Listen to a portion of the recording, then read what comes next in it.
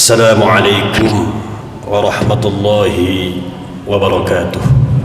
Tema kita hari ini adalah Pak Ustaz. Temanya. Bismillahirrahmanirrahim. Assalamualaikum warahmatullahi wabarakatuh.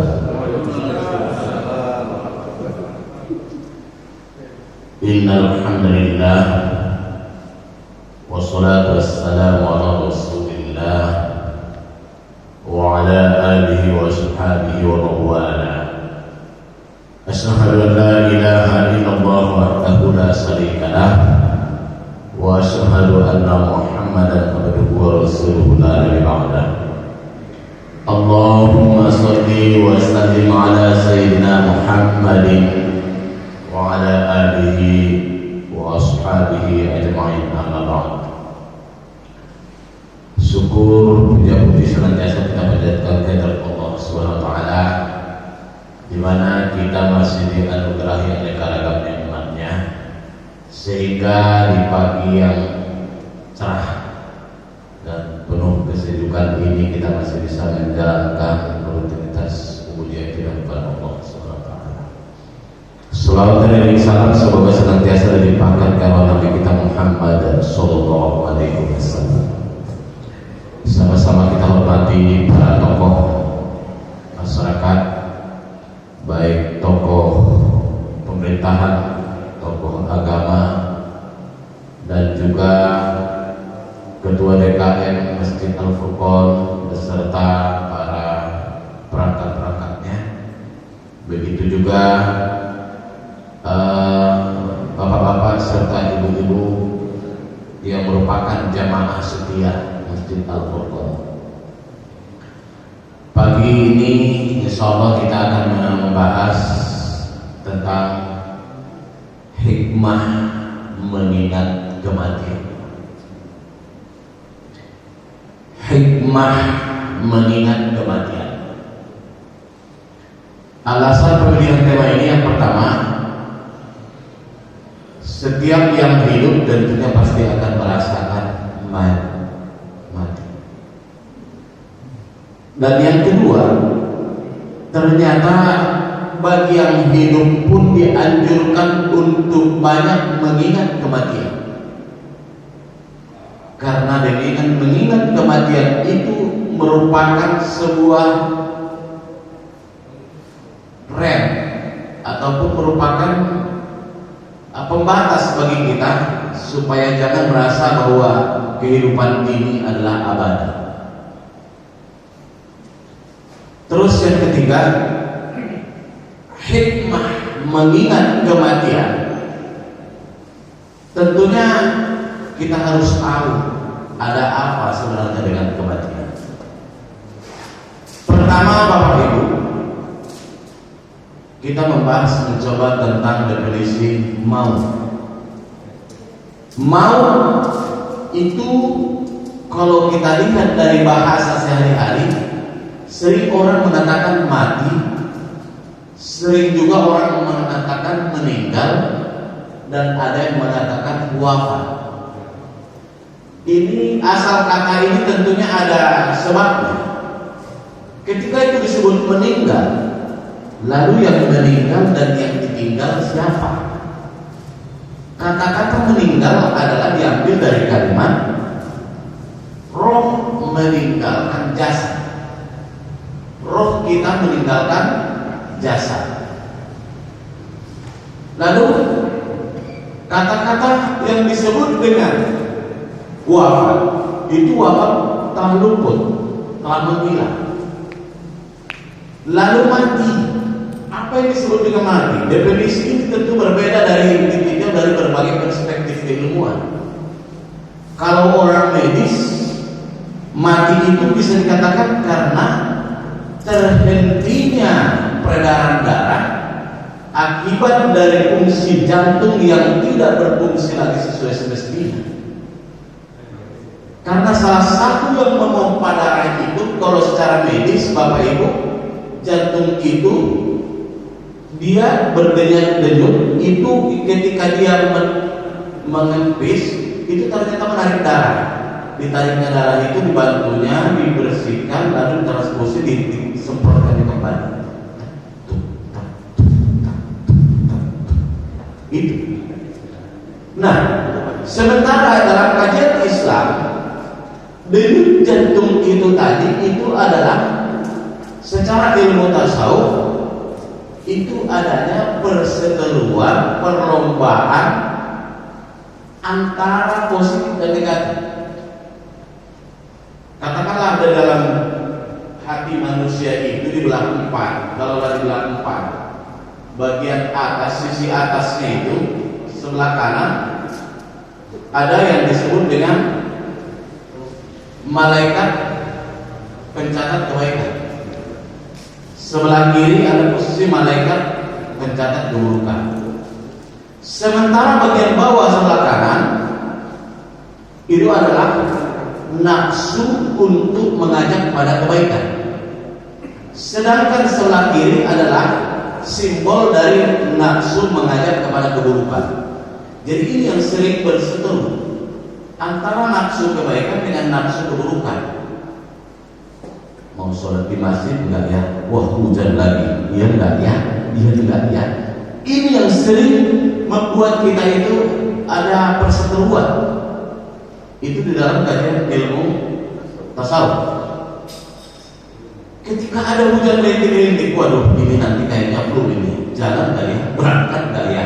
Nah, ini antara itu tadi, pembisik-pembisik yang positif negatif itu sedang ada perseteruan.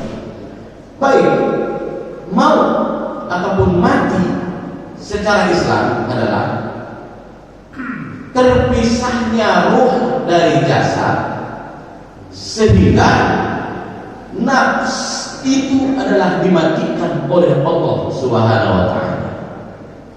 Jadi kalau dilihat dari tafsir, Pak, manusia hidup itu terdiri dari 3 unsur. Unsur pertama adalah jasad, unsur kedua adalah ruh, unsur ketiga adalah nafs. Jadi sama dengan, kurang lebih saya contohkan ya Pak, dengan listrik. Listrik itu, inilah katakan mic ini. Tentunya ada variabelnya di dalam kabel ini, ada positif dan negatif. Ada positif dan negatif.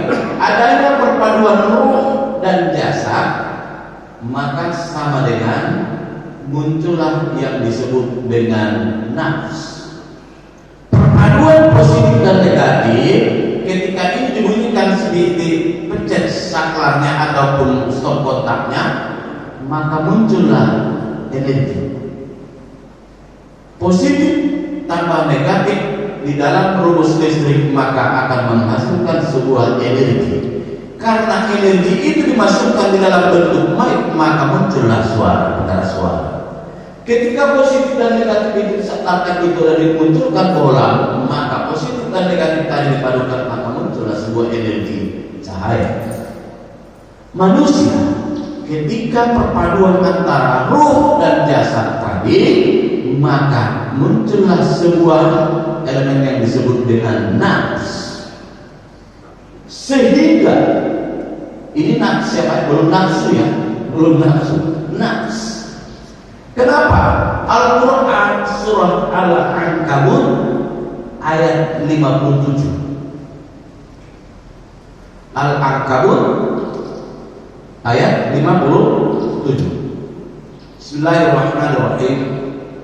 Kullu nafsin dha'iqatul maut wa innama tuwaffawna ujurakum yawmal qiyamah. Faman zuhziha 'anil nar wa udkhilal jannah faqad faz. Wa mal hayatud dunya illa mata'ul ghurur. Shadaqallahu azim. Kullu nafsin dha'iqatul maut. Setiap nafs pasti akan merasakan kematian. Apa itu nafs? Yaitu tadi perpaduan antara jasad dan roh sama dengan nafs. Nafs itu kalau kita Indonesiakan jiwa ya, mungkin lebih dekatnya jiwa. setiap jiwa itu pasti merasakan maut. Jadi yang mati itu nafs, yang ditinggal itu adalah jasad, yang meninggalkan adalah ruh. Ruh meninggalkan jasad, jasad itu dari tangan kembali ke tanah, sedangkan ruh itu kata Allah, yas'alunaka 'anil ruh qul ruhu min amri rabbi. Ketika mereka bertanya tentang ruh, maka kata Allah, jawablah bahwa ruh itu adalah hak prerogatifnya Allah Subhanahu wa taala. Hanya Allah yang tahu. Artinya tidak ada cerita tentang kematian ruh. Tidak ada naskah kuat bahwa ruh itu ikut mati. Bahkan yang lebih kuat, ruh itu tidak ada matinya. Tidak menutup kemungkinan bahwa di dalam lingkungan kita sendiri, kalau para arwah itu sebenarnya ada. Karena ruh itu gak mati, itu urusan Allah SWT. Nah, baik. Sekarang setelah kita tahu bahwa yang meninggal itu, yang mati itu adalah nafs, jiwa. Tadinya matinya lampu ini tentunya karena ada diputuskan antara positif dan negatif ini, maka matilah lampu. Ketika Allah menarik roh dari jasad itu, maka matilah nafs. Begitulah kira-kira analoginya kematian itu. Lalu untuk apa kita mengingat kematian? Ada seorang ulama yang bernama Ali Ad-Daqaiq di dalam kitab tentang kematian, beliau mengatakan bahwa at-tazkir fi umuril mauta wa umuril akhirah. Ada sebuah kitab yang menjadi karangan beliau. Jadi dikutip di sana itu, beliau mengatakan ini kitab tentang peringatan tentang kematian dan hari akhir. Apa yang disebutnya di sana yang kita ambil pada pagi hari ini? Ada yang dia bilang bahwa ternyata mengingat kematian itu sangat mulia. Apa itu? Man aksaru zikrul mauti fa'akramahu bi salasat bagian. Siapa yang suka mengingat kematian, maka Allah akan memuliakannya dengan 3. Jadi Bapak Ibu, sekalipun kita sehat, tapi perbanyak mengingat kematian. Ada hadis lain, aksiru zikra hazimil lazzat, perbanyaklah mengingat tentang pemutus kelezatan. Itu diperbanyak memutus kelezatan. Siapa pemutus kelezatan ini? Adalah kematian. Nah, tadi Ali Ad-Daqaiq di dalam kitabnya itu bi umuril mauta wa umuril akhirah dikatakan man aksaru zikrul mauti fa akramahu bi salasati bali. Siapa yang banyak mengingat kematian dimuliakan Allah hidupnya dengan 3 hal. Yang pertama, ta'jilun taubah. Orang yang banyak mengingat kematian, maka biasanya akan bersegera bertaubat. Jadi Pak, kita ini terkadang kalau kita analisa diri kita, mana lebih banyak kita mengunjungi kematian daripada mengunjungi pesta. Mungkin masih lebih banyak kita lagi menghadiri pesta ya Pak. Bukan salah pesta itu, tapi ternyata menghadiri kematian tadi justru itu ada kemuliaannya. Yang pertama tadi, setelah kita lihat ada sahabat kita terkadang juga, maka kita pun akan tersentak. Ya Allah, sahabat saya telah pergi. Ketika saudara kita meninggal, maka di saat itu pun kita melihat, maka kita pun akan teringat, ya Allah, beliau sudah pergi. Kadang saudara kita yang masih sehat, segar bugar, ternyata dipanggil Allah Subhanahu wa taala. Dengan melihat seperti itu, maka diharapkan, maka dimuliakan manusia itu dengan ta'jilul taubah, akan mensegerakan kita bertaubat.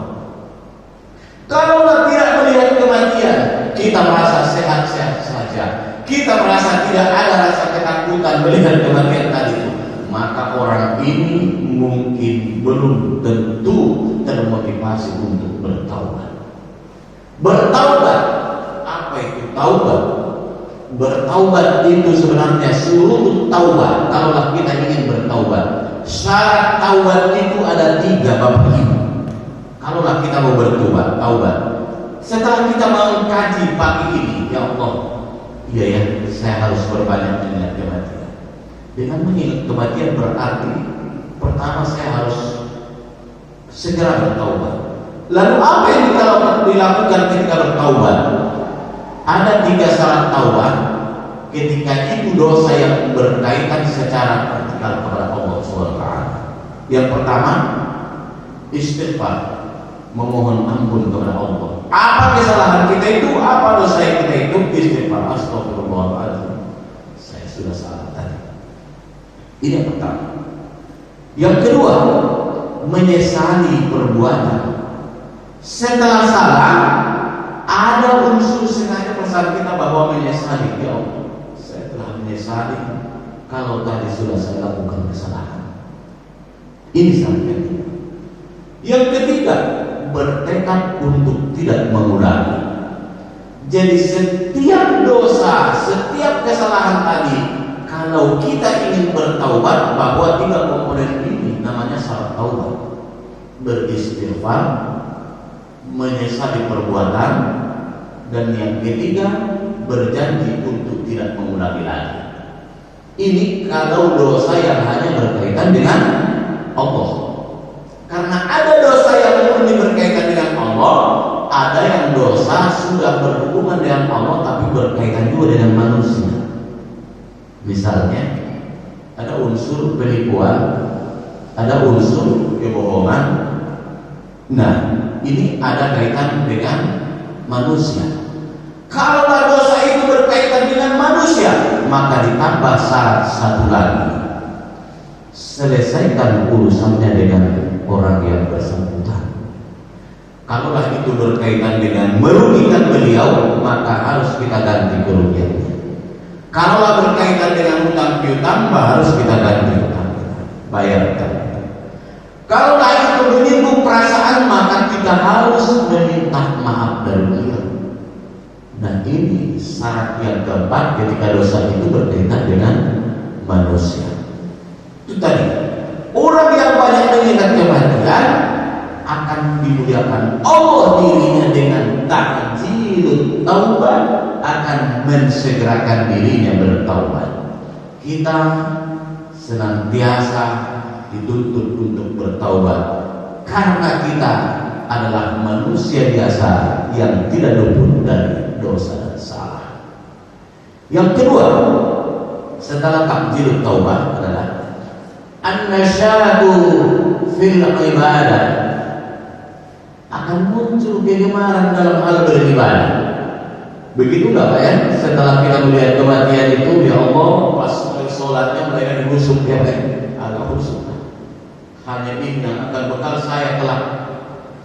Jadi ketika saya pernah memberikan pelatihan tentang tajahizul mait, saya sampaikan bahwa sebisa mungkin bahwa yang mensolatkan ataupun yang memimpin tentang fardu kifayah seseorang mait itu adalah saudara terdekatnya. Kalau seorang tua yang meninggal itu, usahakanlah anak kandungnya yang memandikan, yang mensolatkan. Pernah saya sampaikan begini, kenapa harus begitu Ustaz? Karena anaknya kan belum biasa, anaknya kan masih kurang ini. Lebih baik kita ajarkan dulu. Sebelum sholat itu panggil Pak Ustaz, ayo kita ajarkan dia sebentar. Kenapa demikian? Kalau anaknya yang mensolatkan bapaknya, pasti konsentrasinya lebih tinggi. Maaf, saya pernah ceritakan, kok sudah jam 11 padahal meninggalnya dari sore. Sudah besoknya sudah jam 11, kok itu mayat belum dia papain.